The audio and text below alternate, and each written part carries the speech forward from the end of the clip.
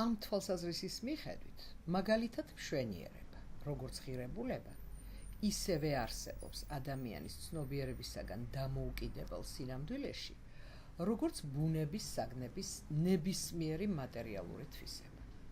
ამ აზრით საგანი მშვენიერია იმიტომ კი არა, რომ იგი ღირებულებით ცნობიერებასთან შეფასებით მიმართებაში აღმოჩნდა, არამედ იგი მშვენიერია ცნობიერების შეფასებითი მიმართების გარეშეც.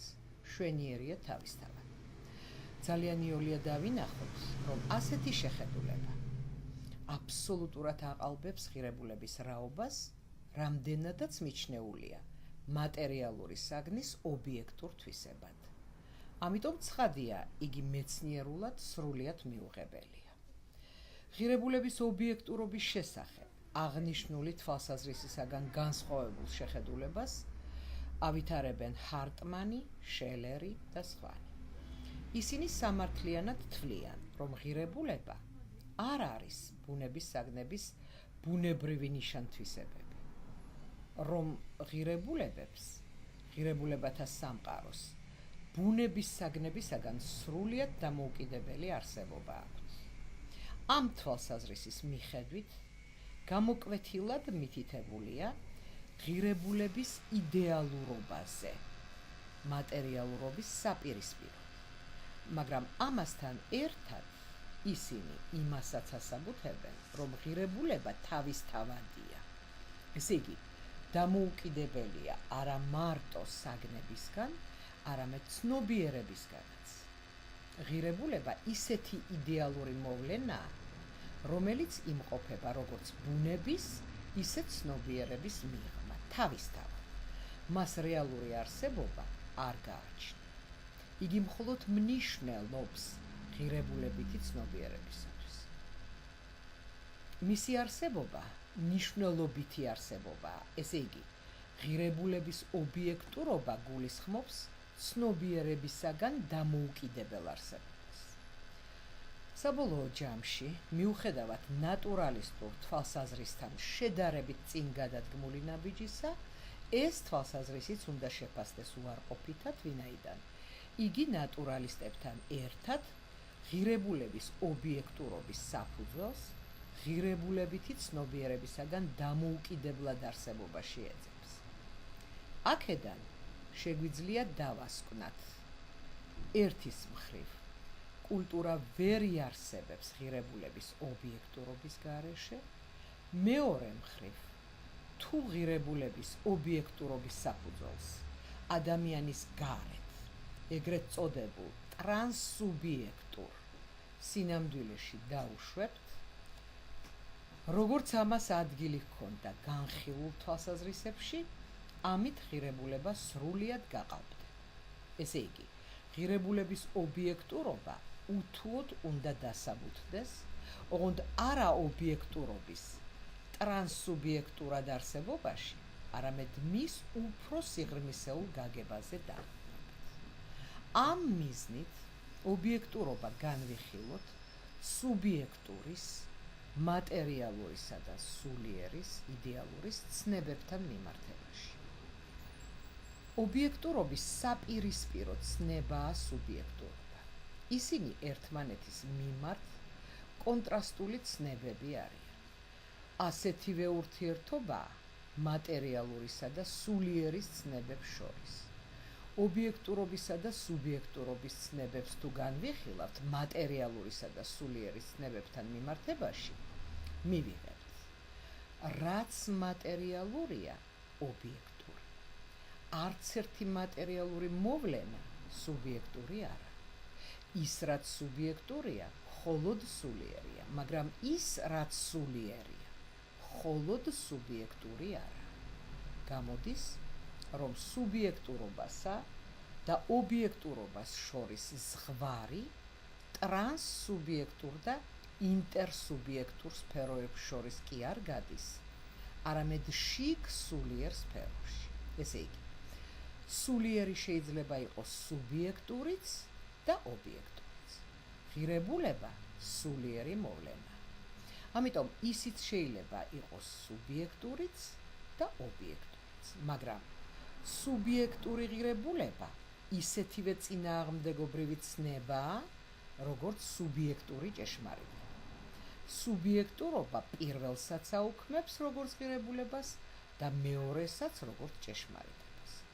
სუბიექტური ღირებულების სტატუსი ისეთივეა, როგორც სუბიექტური ჭეშმარიტების.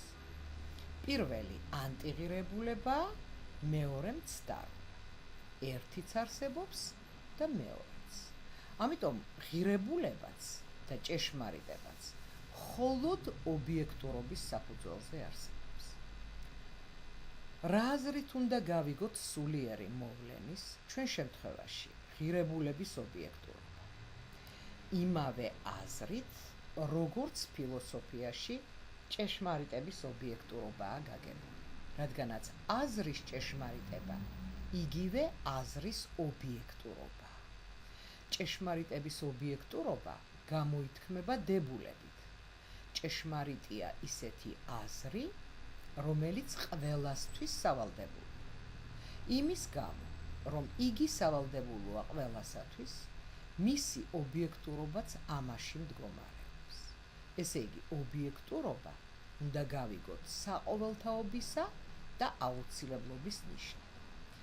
ღირებულების ობიექტურობაც მის საყოველთაობასა და აუცილებლობაში მდგომარეობს. და თუ ვიკითხავთ, სადაა ყველასათვის თანაბრად მისაღები ღირებულებანი, ანუ სადაა აბსოლუტური ხასიათის ღირებულებანი, ეს მხოლოდ იმაზე მითითება იქნება, რომ ღირებულებანი წმინდად აბსოლუტური ხასიათისანი რომ ყოფილიყვნენ, მაშინ ადგილი აღარ ექნებოდა კულტურათა მრავალფეროვნებას. ობიექტურობის წყარო აბსოლუტურობა. და რადგან ამ ქვეყნა წმინდად აბსოლუტური სახით, მხოლოდ ღმერთი შეიძლება დაუშვათ, ამიტომ ღირებულების ობიექტურობა ისევე, როგორც ჭეშმარიტების ობიექტურობა, არასოდესაა წმინდა ობიექტურობა. იგი მუდამ სუბიექტურობასთანაა შეზავებული, რაშიც გამოიხატება მისი კონკრეტულობა. ნათქვამის სწორად გაგების მიზნით გავიმეორებ, რომ სუბიექტის მიერ საგნის შეფასებითი აქტის გარეშე ღირებულება არც ობიექტურია და არც სუბიექტური. შეფასებით აქტში იძენს იგი ობიექტურობას და სუბიექტურობას, თანაც ისე, რომ ღირებულება ყოველთვის სუბიექტურობისა და ობიექტურობის კონკრეტული თანაფარდობით წარმოსდგება. ესე იგი, შეუძლებელია, როგორც ყველა ღირებულების აბსოლუტური სუბიექტურობა, ასევე მათი აბსოლუტური ობიექტურობა. პირველ შემთხვევაში კულტურა საერთოდ შეუძლებელი იქნებოდა, ხოლო მეორე შემთხვევაში კულტურა დაკარგავდა თავის მრავალფეროვნებას. ღირებულების ობიექტურობა კულტურის არსებობის საფუძველია, ხოლო სუბიექტურობა მისი მრავალფეროვნების. დავსვათ ასეთი კითხვა: რა პირობებში შეიძლება ღირებულებამ შეიძინოს საყოველთაობა და აუცილებლობა, ანუ ობიექტურობა? რა კი ღირებულება მთლიანად ღირებულებითი ცნობიერებით არის განპირობებული, ამიტომ ღირებულების ობიექტურობის წყარო ღირებულებითი ცნობიერება უნდა იყოს.